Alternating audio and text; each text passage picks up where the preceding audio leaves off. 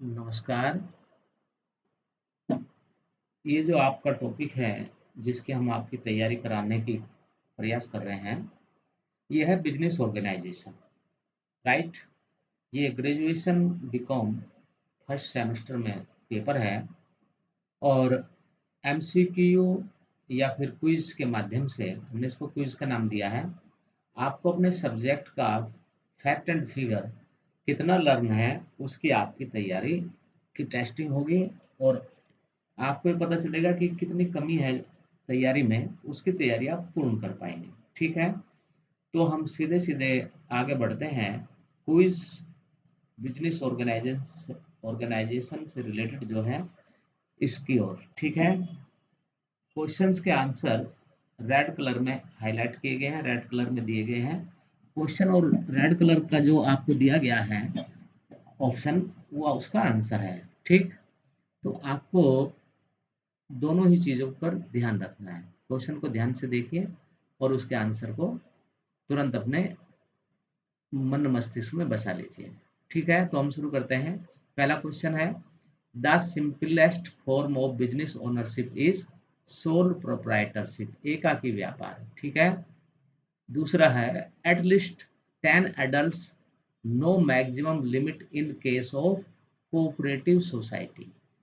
ठीक है, ये इसका ऑप्शन है। अगर आपको कोऑपरेटिव सोसाइटी बनानी है तो 10 लोग होने चाहिए adult. The main advantage of a general partnership is unlimited liability of the partners. इससे क्या है कि बिजनेसमैन को जो क्रेडिटर्स हैं फर्म के, जहां पर ये सिचुएशन है, उनको फायदा मिलता है। Fourth question, the major advantage of a franchise is all of the above. Franchisee आप लेते हैं, आपका बहुत बड़ा कारोबार नहीं है, मान लीजिए आप छोटे स्तर पर काम करना चाहते हैं, तो आप फ्रेंचाइजी ले लीजिए। तो उसमें क्या होगा कि आपको ट्रेनिंग मैनेजमेंट की हेल्प मिलेगी, पर्सनल ओनरशिप आपकी बनी रहेगी और नेशनली रिकॉग्नाइज्ड नेम जो है, बड़ी बड़ी कंपनियां ही इस प्रकार की फ्रेंचाइजी देती है, तो आप जो है उस नाम के साथ जुड़ जाएंगे जो नेशनल या इंटरनेशनल लेवल पर फेमस है पहले से। ठीक है, उसका लाभ क्रेडिट का कंपनी के आपको मिलेगा।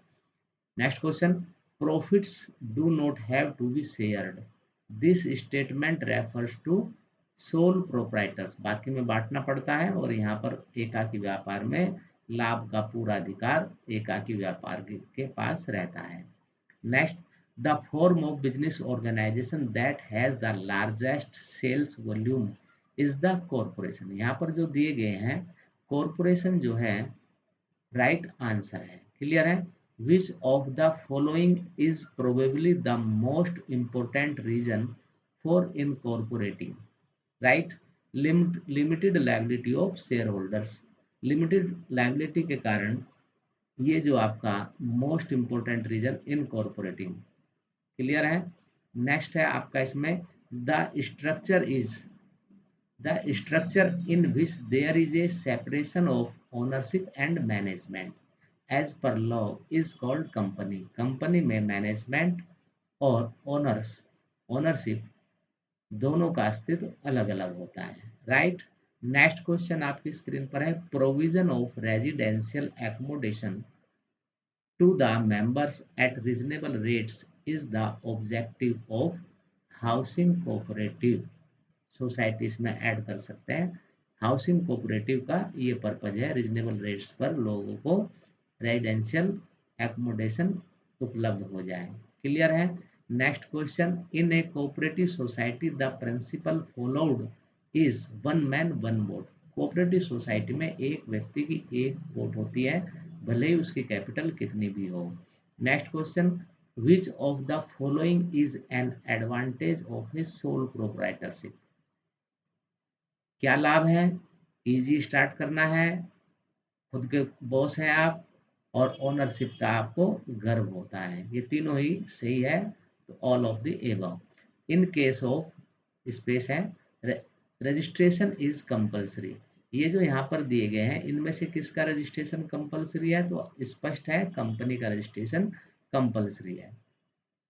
ए partner whose association with the firm is unknown to the general public is called secret partner. जो पब्लिक के लिए अननोन होता है वो गुप्त साझेदार माना जाता है। राइट। द कर्ता in the joint Hindu family, ठीक है। Joint Hindu family business has unlimited liability. Unlimited liability किसकी है? कर्ता की अनलिमिटेड लायबिलिटी होती है जॉइंट हिंदू फैमिली बिजनेस में।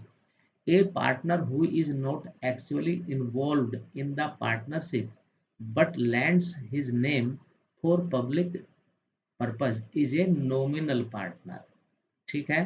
इस डेफिनेशन के अनुसार जो पार्टनर वो नॉमिनल पार्टनर कहलाएगा और वो केवल अपने नाम का प्रयोग करने की अनुमति देता है। लेकिन जिम्मेदारी उसकी पूरी रहती है। Which of the broad categories of industries covers oil refineries and sugar mills. तो ये सेकेंडरी इंडस्ट्रीज में आता है। ठीक है। अगर आपने कैटेगरी ऑफ इंडस्ट्रीज पढ़ी होगी तो उसमें क्लियर था। नेक्स्ट क्वेश्चन है business risk is not likely to arise due to good management. Management अच्छा होगा तो रिस्क जो है आपका खत्म। Next question which of the following statement is not correct. तो यहाँ पर जो स्टेटमेंट दिए हैं टेबल ए जो है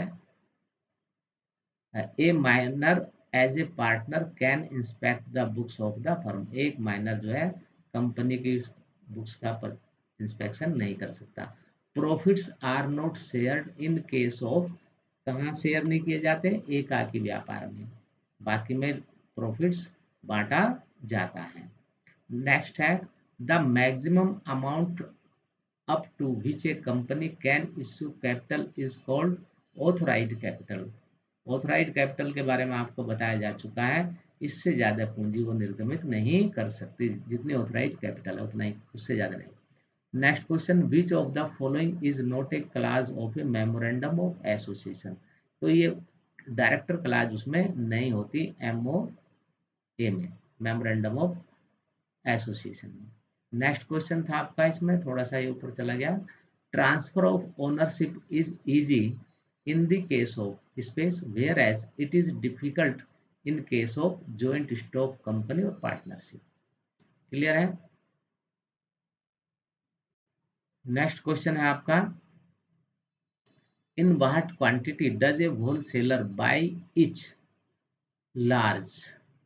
ठीक है। In what quantity does a wholesaler buy each large quantity में परचेज करता है कौन? होलसेलर। ठीक है। Next question what quantity does the wholesaler each sell, small quantity में बेचता है। ठीक है।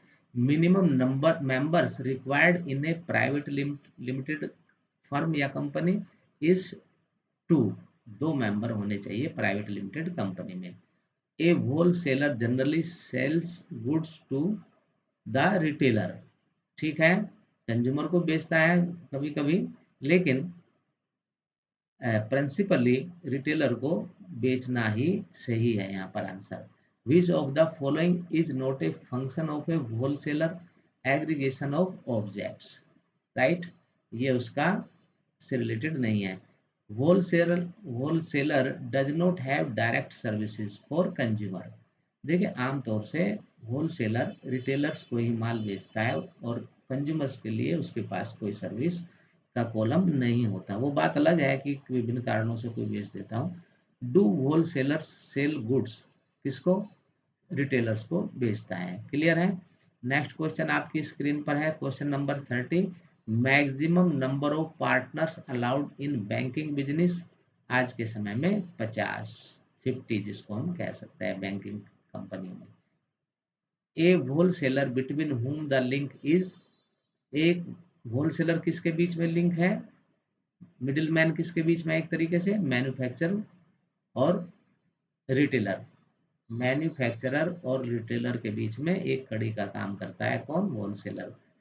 32 those retail traders who do not have any fixed shop of their own and who sell goods by roaming from one place to another are called street vendors। जिनकी अपनी कोई दुकान नहीं है, घूम घूम करके अपना सामान बेचते हैं, ठेली वगैरह या गाड़ी वाड़ी आजकल तमाम साधन चल रहे हैं वो कहलाते हैं आपके street vendor, right. In which of the following countries departmental stores originated, कहाँ पर शुरुआत हुई डिपार्टमेंटल स्टोर की? आंसर अपने आप में है फ्रांस में, इसको लर्न कर लीजिए। What is a large store dealing in retail trade in a variety of goods under one roof called departmental store. Question दोबारा पढ़ लो। What is a large store dealing in the retail trade? Large store है, बड़ी मात्रा में सामान है, लेकिन वैरायटी भी खूब है और एक ही छत के नीचे वो सामान बेचते हैं, तो वो कहलाते हैं आपके डिपार्टमेंटल स्टोर।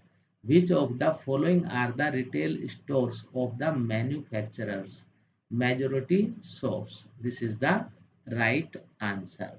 क्लियर है? नेक्स्ट क्वेश्चन है, in which country was the birth of trade by post? Trade by post, इसका जन्म कहाँ हुआ? डाक द्वारा व्यापार, यूनाइटेड स्टेट्स में। ठीक है, और यूनाइटेड स्टेट्स के बारे में आप जानते होंगे, आज के समय में जाना पहचाना नाम है। Supermarket is an example of departmental store. Super बाजार जो है डिपार्टमेंटल स्टोर का ही एक दूसरा उदाहरण है, मॉल के रूप में भी हम लोग आजकल जानते हैं, कह सकते हैं उसको। Which of the following is not a characteristic of retail trade? कौन सी कैरेक्टरिस्टिक नहीं है, विशेषता नहीं है? Retailers buy and sell goods each in large quantity. No, large quantity में खरीदता है और लास्ट लिंक को भी बेचता है, ठीक है ना, एक तरीके से कंज्यूमर को, और उसके अनुसार जितनी उसे आवश्यकता है उतना उसको बेचता है। ठीक है, in the chain of retail trade distribution, in the chain of retail trade distribution link, last link है कौन? Retail trade. ये जो रिटेल ट्रेडिंग है ये लास्ट लिंक है, कहाँ पर, किसमें है लास्ट लिंक? डिस्ट्रीब्यूशन में, right. Next question, does the retailer sell goods? किसको बेचता है? कंज्यूमर्स को, right. In which firm the agreement is oral और रिटन? किस फर्म में या किस बिजनेस में एग्रीमेंट रिटन हो सकता है या फिर ओरल?